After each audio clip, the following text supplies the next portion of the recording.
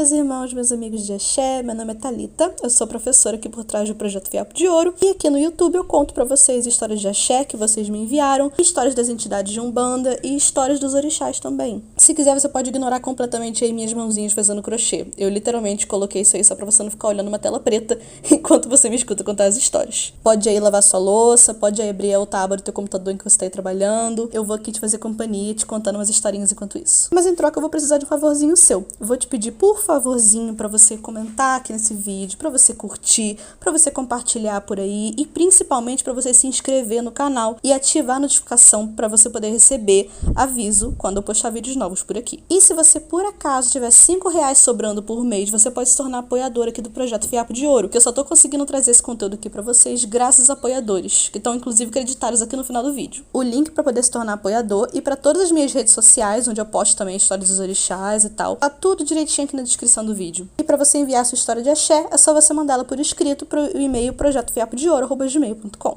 Agora sim, vamos começar a história. No tempo em que os orixás e os seres humanos andavam lado a lado aqui na Terra, Ogum já era um rei. Mas ele não era qualquer tipo de rei. Enquanto tantos reis por aí, em tantos lugares desse mundo, gostam tanto de se sentar em tronos confortáveis e se encher de comida, de bebida, enquanto seus súditos se matam no campo de batalha, Ogum fazia questão de ser também um soldado. Se você olhar bem direitinho para uma imagem que representa ele, você vai ver que ele segura em suas mãozinhas uma espada e um escudo. Quem anda por essa terra segurando uma espada e um escudo, não pode ser só um rei, vai ser sempre também um guerreiro. Ogum, além de guerreiro, era rei da cidade de Ire, que existe até hoje e é capital da Nigéria.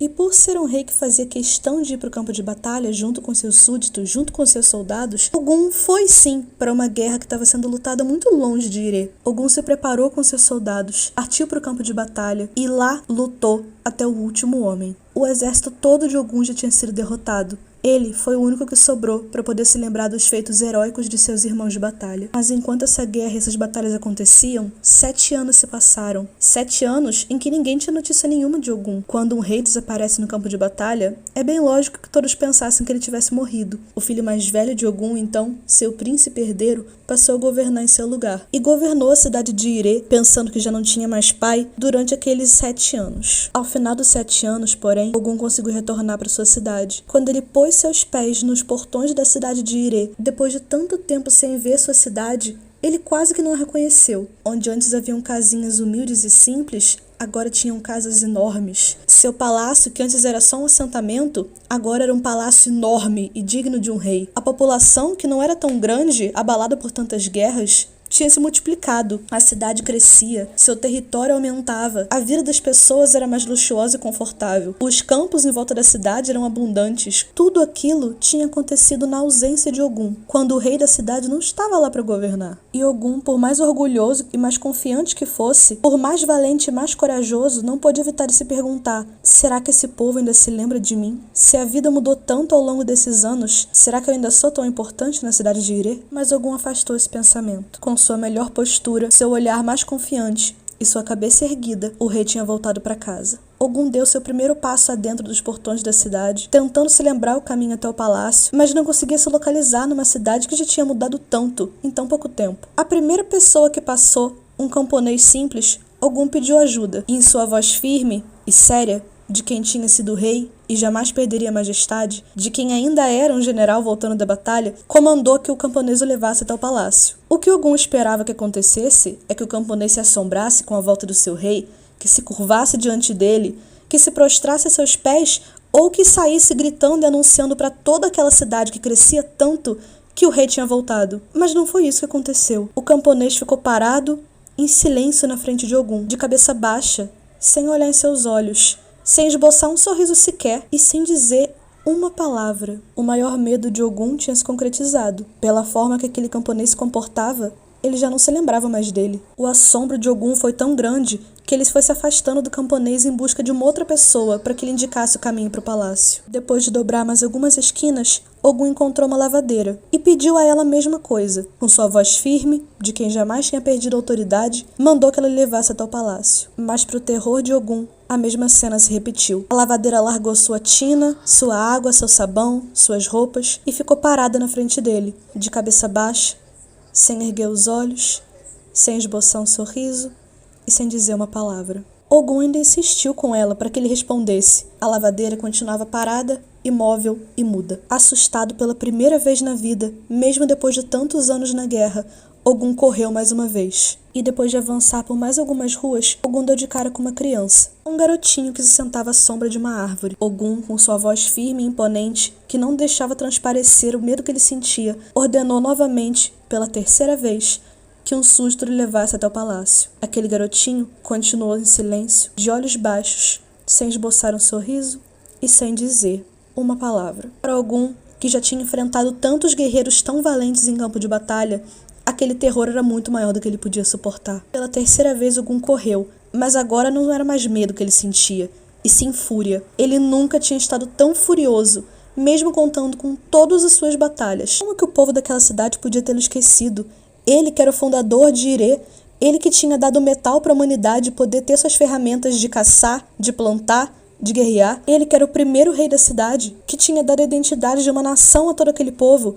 Como podiam ter se esquecido dele? Enquanto Ogum caminhava a esmo pela cidade que agora tinha crescido tanto, mais uma pessoa passou pela sua frente. Dessa vez, Ogum já não conseguia mais suportar a revolta. Ele ordenou que a pessoa lhe levasse até o palácio. Mas quando a resposta não veio, quando os olhos não se ergueram, quando a boca não se abriu em um sorriso, quando as costas não se curvaram em uma reverência, Ogum se enfureceu, brandiu sua espada e degolou a pessoa ali mesmo.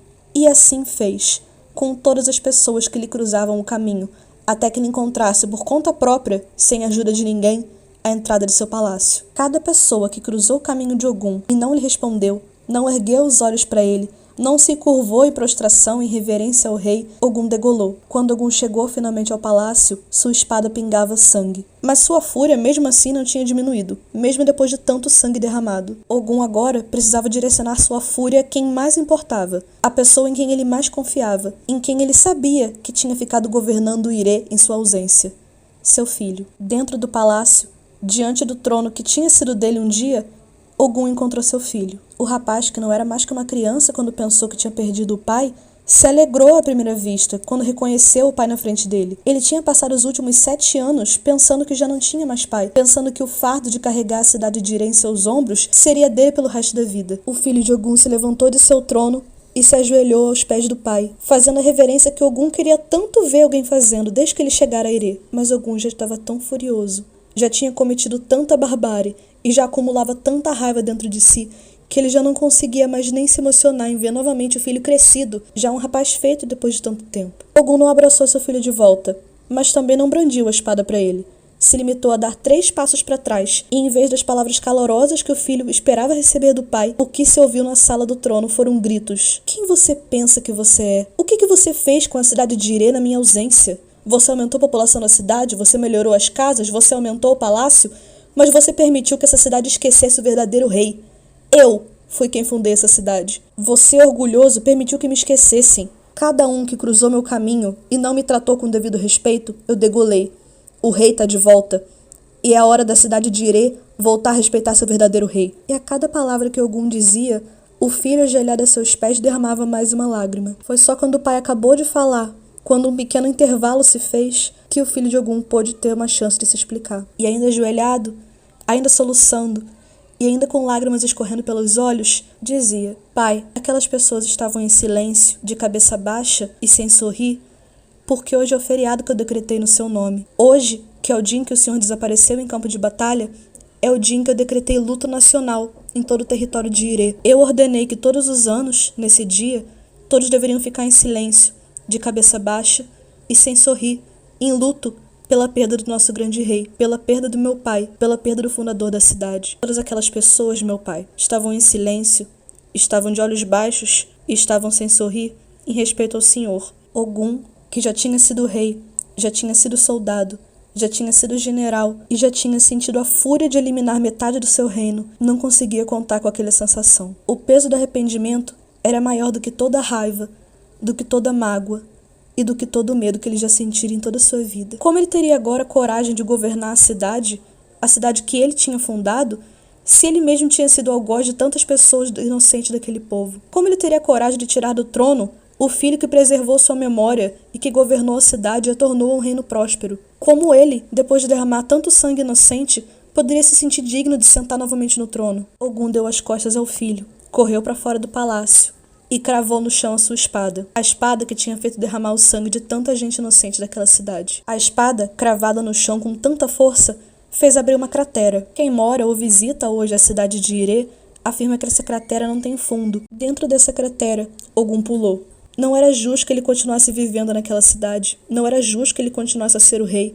Não era justo que ele tirasse o trono de seu filho. Ele não tinha como trazer de volta todas as pessoas que ele tinha eliminado, mas isso sim ele podia fazer. Podia demonstrar aos ancestrais e às pessoas que ele tinha eliminado o peso do seu arrependimento. Peso tão grande que era capaz de lhe levar até o fundo da terra. Hoje, Ogum é um orixá, não porque ele eliminou tantas pessoas inocentes, mas porque seu arrependimento foi verdadeiro. Os mais velhos contam e recontam essas histórias aos mais novos, como um dia me contaram e como hoje eu tô aqui te contando. Não para que a gente aprenda a ser um grande guerreiro, mas sim para que a gente aprenda a pensar antes de agir. Porque mesmo Ogum, o maior guerreiro que já pisou na terra e o primeiro grande rei de Irê, até ele sentiu o peso do arrependimento por ter tomado atitudes tão impulsivas antes de ter pensado. Você pode sim se arrepender, mas quem você magoou já vai estar magoado. Seu arrependimento pode ser verdadeiro, mas ainda assim seria melhor não ter cometido uma ação tão ruim.